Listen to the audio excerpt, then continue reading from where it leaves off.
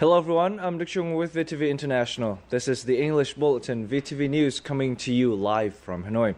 First, let's get you up to date with headlines. China continues sending reconnaissance aircraft to its illegal oil rig in Vietnam's waters. Vietnam objects to China's wrongful actions at the UN Conference on the Law of the Sea, UNCLOS. And later, a ceremony in Hanoi honors voluntary blood donors. On to the first update of the hour. At 7 a.m. on Saturday morning Vietnam time, the Vietnam Coast Guard ship number 8003 detected a Chinese reconnaissance aircraft flying at a height of 300 to 500 meters above the Haiyang Shuyo 981 rig, which is positioned illegally inside Vietnam's exclusive economic zone and continental shelf. On this day, China maintained its fleet of 115 vessels of all kinds, including 6 warships at the site. Chinese fishing vessels, assisted by Coast Guard ships, continue disrupting the regular fishing activities of Vietnamese boats, pushing them out 38 to 40 nautical miles from the rig. Other Chinese ships operated in groups to stop Vietnam's law enforcement vessels from approaching the rig. VTV reporters at the scene said that despite bad weather, rough seas, and the Chinese ships' violent acts, Vietnam's forces maintained the communication activities to demand the withdrawal of the oil rig and Chinese ships from Vietnam's waters. Now, these days, the entire nation has turned its attention to the Paracel Islands. People want to keep abreast of every move by the maritime law enforcement agencies as they strive to protect the nation's sovereignty. The following report, which comes from on board Vietnam Coast Guard ship number 8003, will give you a taste of the workaday activities of those who work tirelessly at sea to preserve Vietnam's territorial integrity. This filtration system is able to produce 180 to 200 liters of fresh water per hour. In normal conditions, the machine runs at an average of 10 hours per day, creating a total of 2,000 liters of fresh water. However, to serve the needs of more than 70 people on board, there must be a careful plan of rationing and usage. In addition to the filter machine, we also have to prepare 190 cubic meters of fresh water and a specific plan to use it wisely. Bathing and washing clothes happens twice a week, and seawater is used along with fresh water. For a prolonged period at sea, careful rationing of food is also crucially important. One hardship is a constant lack of vegetable sources. To handle this, we have to grow bean sprouts on board to ensure nutrition for everybody. We need to check the food source regularly and ensure safety during the cooking process. Apart from these factors, medical care is also essential.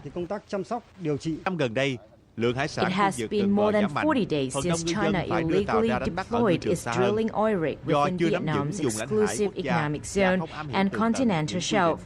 However, through the solidarity and mutual support of the Vietnamese vessels, the Vietnam law enforcement agencies show no sign of discouragement and will never compromise when it comes to nation sovereignty.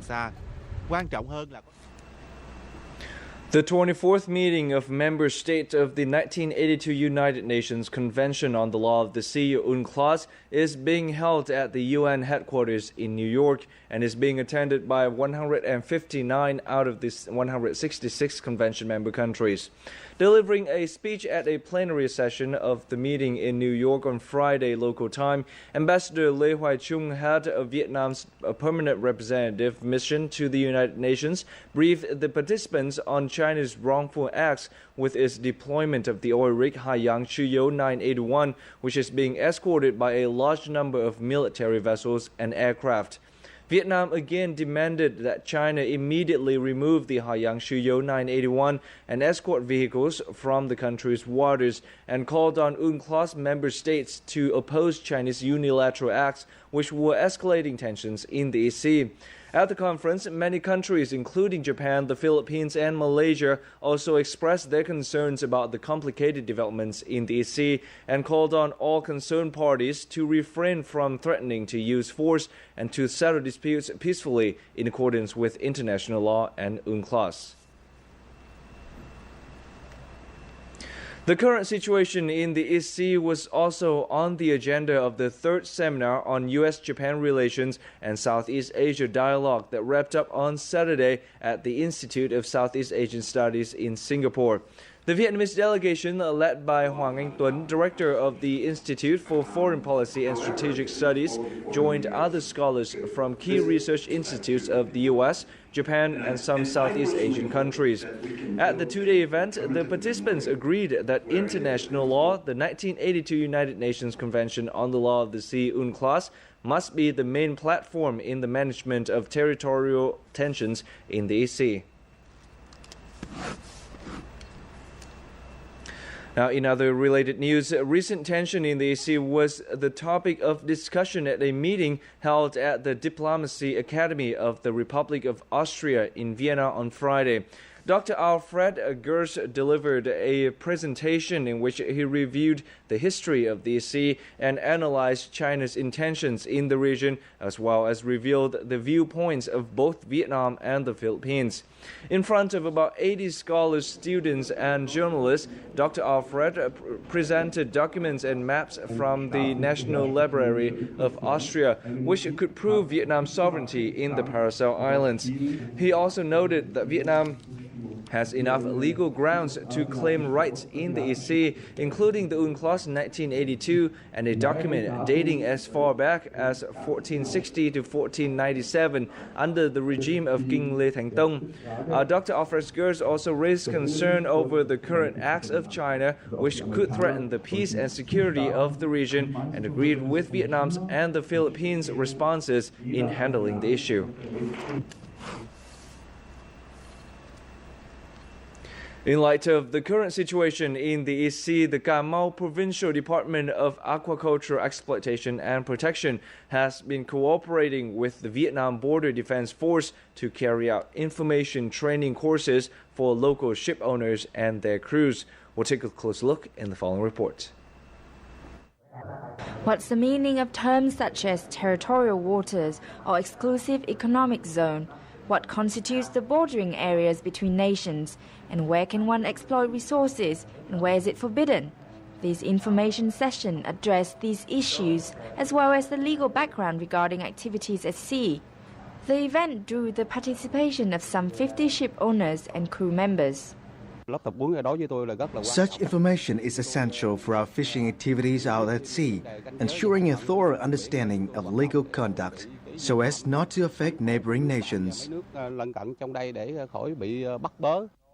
Since 2010, Cà Mau Province has conducted 40 such training sessions on the law of fishing and conduct at sea, in particular, issues regarding shared waters with nearby nations. Our goal is to raise the awareness of the fishing community so that they abide closely by domestic as well as international regulations regarding this matter. A measure of the success of these sessions is that the number of violation cases have dropped to only 4 this year, from a figure of 30 last year. In recent years, more and more fishing crews are heading further offshore, which makes it all the more important for them to have a solid grasp of maritime law. Situated in the Gulf of Tonkin, Bạch Long Vĩ Island plays an important role in Vietnam's economic development and national security. The island has recently received a lot of investment in order to make it a center for support for fishermen. These fishermen from Thanh Hóa province have just returned after a 10-day voyage. Thanks to calm conditions, the ship caught somewhere between 10 to 50 kilograms of cuttlefish, earning them about $140 per day. In the morning, Bạch Long Vĩ port is crowded with ships buying and selling seafood. This is the beginning of the fishing season. At this time of year, cod and squid have the highest outputs. I use the money earned from selling seafood to buy water and rice. I love to work at sea. I will continue this job even when I get old. Giàn has worked Bạch Long Vĩ fishing ground for 20 years. There are thousands of ships like his in this area every year. For small ships that cannot work at sea for many days, a center providing support services for fishing is essential. There are a lot of fish here. It's more convenient to work near Bạch Long Vĩ Island. Many fishermen from Quảng Ngãi find this island a good place to trade sea products.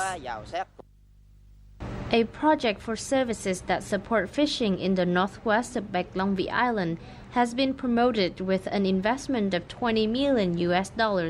This island is becoming a safe fishing ground and a center for search and rescue for fishermen.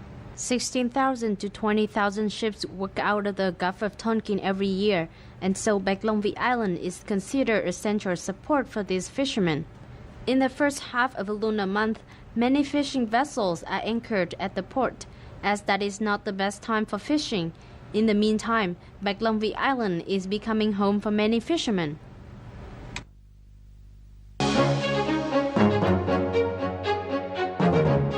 Voluntary blood donors were honored at a ceremony in Hanoi on Saturday. And later, overseas Vietnamese Agent Orange victims bring U.S. chemical company to court. That's coming up next on VTV News. After a short break, stay tuned. Vietnam's varied charms are boundless. They will awaken your senses to astonishing wonder. From sight to sound, from smell to taste, you will be touched in ways you've never thought possible. Vietnam is so charming, one visit is never enough. Welcome back to VTV News, live from Hanoi. Now, 100 outstanding voluntary blood donors were honored at a ceremony in Hanoi on Saturday, June 14th. The event took place on the occasion of the 14th World Blood Donation Day. Addressing the event, President of the Vietnam Father and Son Central Committee, Nguyễn Thiện Nhân, asked various sectors and agencies to consider rewarding blood donors whose exemplary acts encourage more people to take part in blood donation campaigns. Over the past 10 years, blood donation steering boards have been established in all provinces and cities, and 6.4 million blood units were collected to help save the lives of a great number of patients. In other news, a meeting was held in Ho Chi Minh City on Saturday in response to the 4th ASEAN Dengue Day. The remit of the meeting, which drew more than 1,400 attendees, was to launch a nationwide campaign to kill mosquitoes and raise public awareness in the fight against dengue. Ho Chi Minh City now tops the country in the number of deaths from dengue infection. Since the beginning of the year, the city has confirmed 3,284 deaths from dengue fever, which is a hike of 26.9% compared with the same term last year. The recent meeting has demonstrated the city's commitment in tackling dengue fever by calling on individuals to keep their living environment clean and comply with hygiene regulations. According to regulations by the Vietnamese Ministry of Health, the doctor-to-patient ratio should be 7 doctors per 10,000 people in order to provide sufficient health care for the community. However, in Quảng Nam province, this ratio stands at only 4.5 doctors per 10,000 people. Doctors in second-tier cities and remote areas usually face difficulties in living standards as social benefits are often limited in those areas. In recent years, however, Quảng Nam province has implemented a special policy to attract more doctors to the region, and the results are promising. To increase the doctor-to-patient ratio in the province, the Quảng Nam Authority has offered a special incentive to attract more doctors, especially new graduates with their full credentials and a desire to work in the area. Em thấy là chính sách thu hút của tỉnh hiện nay rất là hay. Quảng Nam is my hometown and I have always hoped to work here. After I graduated, I didn't know whether or not I should get a job in my hometown. Then thanks to this special program, I am now very glad to work for this hospital. Hướng được cái nơi làm việc. According to this special policy, all doctors at public hospitals in the province are automatically considered public employees entitled to Social Security benefits without having to take the public employee screening exams. In addition, those with doctorate degrees are handed financial support packages of up to 500 million Vietnam dong or $25,000 US. There are also other real estate policies in favor of doctors, especially if they work in remote areas. The hospital is in urgent need of doctors, especially those with high skills and experience. I completely appreciate the special policy to attract more doctors to the province. In particular, after implementing the policy here, the hospital received 18 doctors providing great support in the hospital. Given the current situation, the new doctors coming to the area after the newly implemented policy are a much-needed human resource which will increase public health care in the province. In total, 21 new doctors have come to work in Quảng Nam since the policy was first applied.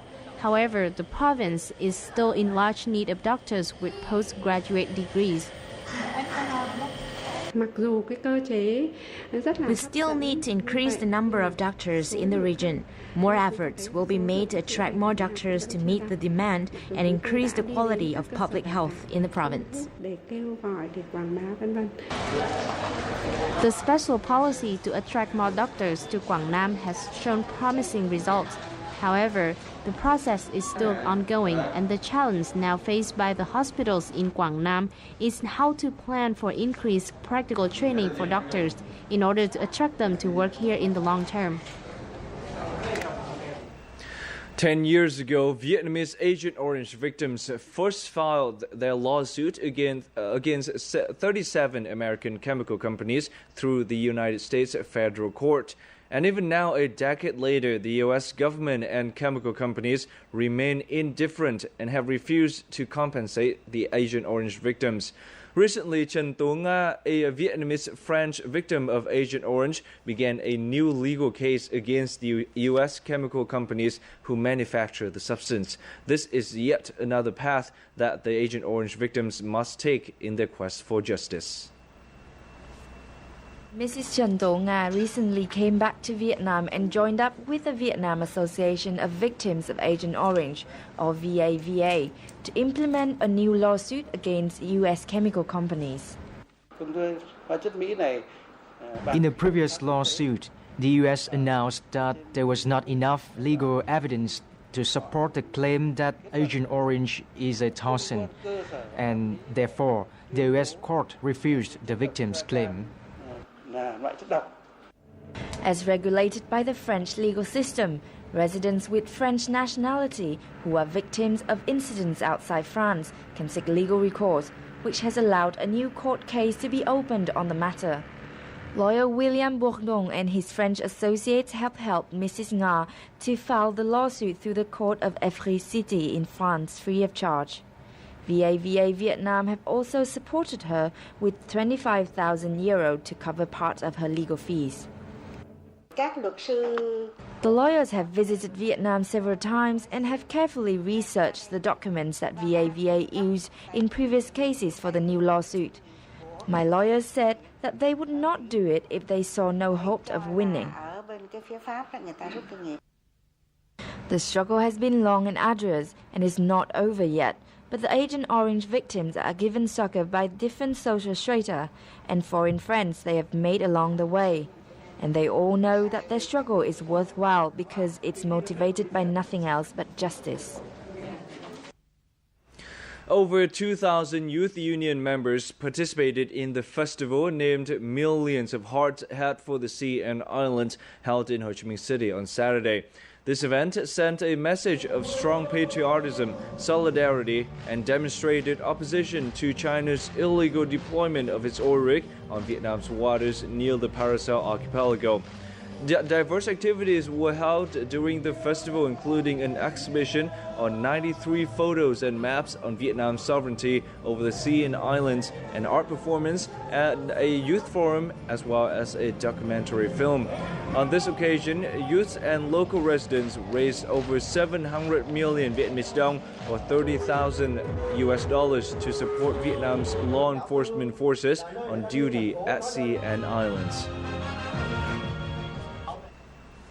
Next up in Unusual Sunday Activity, we'll give you a quick overview of highlighted events from the past week.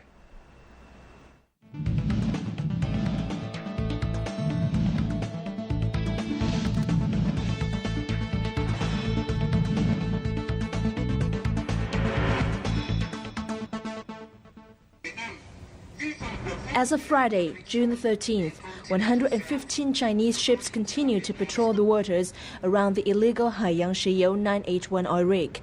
Among them were 6 warships. Over the course of the week, Chinese ships kept obstructing Vietnamese law enforcement vessels and fishing boats in Vietnam's exclusive economic zone and continental shelf. In related development, the International Association of Democratic Lawyers requested China, as a member of the United Nations and one of the 5 permanent members of the United Nations Security Council, to uphold the UN Charter. Tensions in the East Sea were also discussed among ASEAN and its direct dialogue partner countries at the ASEAN Regional Forum in Yangon, Myanmar.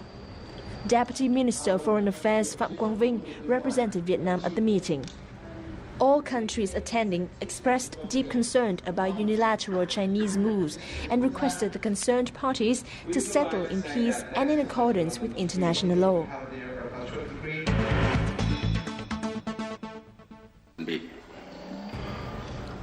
On Thursday, Deputy Prime Minister Nguyễn Xuân Phúc answered questions put forward by National Assembly deputies regarding the nation's socio-economic development.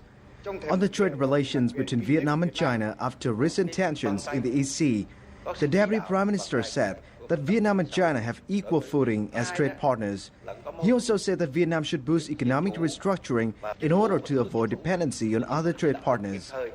Also in this week, Minister of Finance Đinh Tiến Dũng joined a Q&A session about matters regarding public debts, repayment capacity, and solutions to maintain national financial safety. The Ministry of Education and Training, Minister of Justice, and Inspector General also answered National Assembly queries. Further in this week's agenda, National Assembly deputies debated the draft resolution on votes of confidence on officials elected or approved by the National Assembly and People's Councils, as well as the use and management of ODA.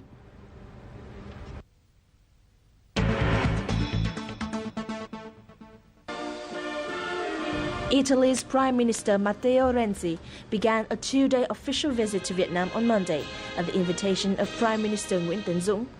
Following a welcoming ceremony in Hanoi, the 2 prime ministers held talks on ways to boost the Vietnam-Italy strategic partnership. They agreed to increase the exchange of high-level visits and cooperation in 6 major fields, namely politics and diplomacy, economics and trade, culture and tourism, education and training, science and technology, as well as security and defense.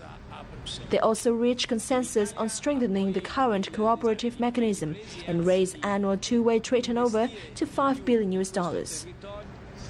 The Italian Prime Minister was also received by Party General Secretary Nguyễn Phú Trọng and State President Trương Tấn Sang. Prime Minister Renzi spoke highly of Vietnam's đổi mới or renewal achievements and said Italy wants to foster the strategic partnership with Vietnam.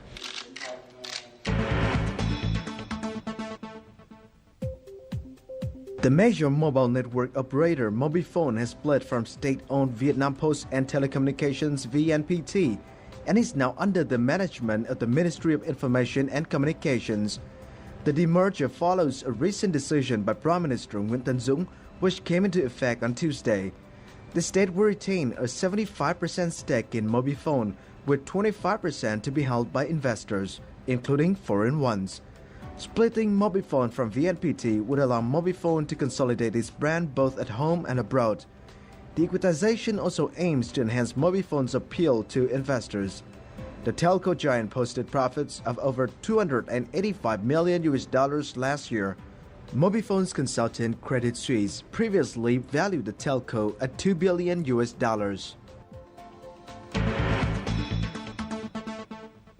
Brazil, where the World Cup is being as billions of people join in the extravaganza of the 2014 FIFA World Cup in Brazil, the International Labour Organization, or ILO, has launched its 2014 Red Card to Child Labour campaign. With 168 million children in child labor worldwide, the ILO uses the iconic red card in football as a symbol, signaling that child labor is something unacceptable. Joining international footballers and celebrities, national team striker Lê Công Vinh represents Vietnam in the global campaign. Although the Vietnamese government has issued laws and regulations on child labor, there are still about 1.75 million children aged 5 to 17 in the country who go out to work every day.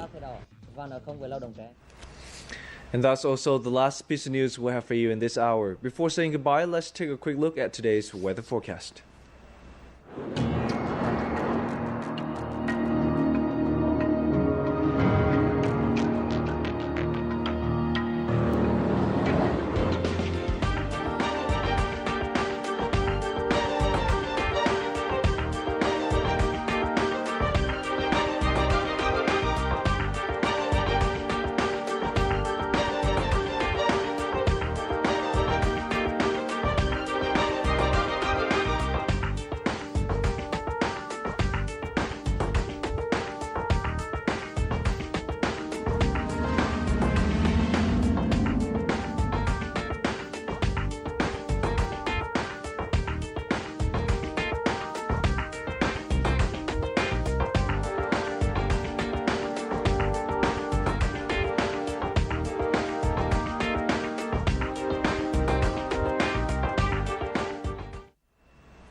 And this is the end of our news bulletin for this hour. Simply visit our website at vtv4.vn to re-watch any of our programs online. Thank you for watching, and goodbye for now from Hanoi.